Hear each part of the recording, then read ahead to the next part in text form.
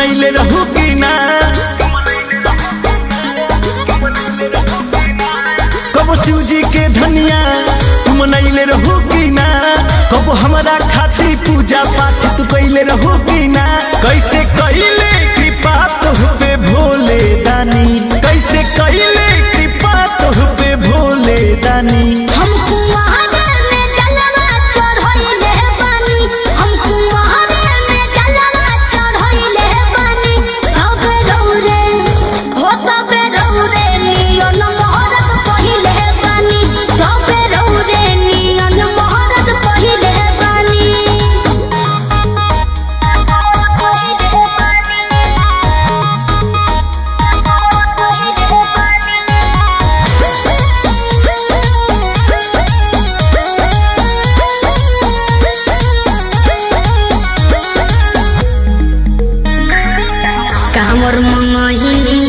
देवघर में गहिनी नैहर से कहनी जल ढारिनु हो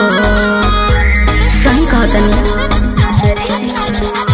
ए जे पूछो न खहिनी राजा उठहिनी तोहरे ला सुर हो सुमहारिनु हो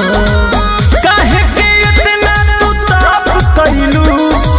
हमरा ला कठिन व्रत कैलू बोला भूखे पियासे बिना अन्न पानी बोला भूखे पिया से बिना अन्न पानी हमको महादेव में जलवा चढ़ाइले बानी हमको महादेव में जलवा चढ़ाइले बानी तबे रौरे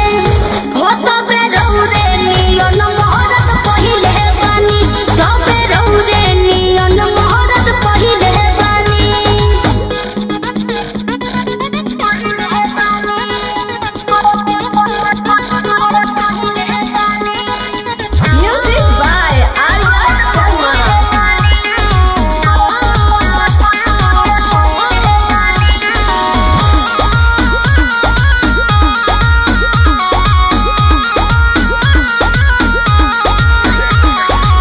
लहनिया रजिया शिव के दुआरिया हर साल सुना संवरिया नो ए कोई गोहरिया आठों पहरिया तबे तो फेर ले नजरिया नो